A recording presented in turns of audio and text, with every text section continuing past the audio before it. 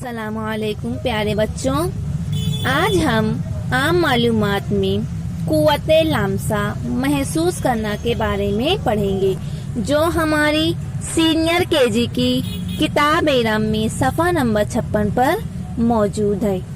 कुव्वते लामसा महसूस करना: चिकना, खुरदुरा, सख्त यानी कड़क, नर्म, नम यानी गीला, खुश्क यानी सूखा, सर्द, गर्म, हल्का, भारी, आवाज की कमी व ज्यादती, हवा।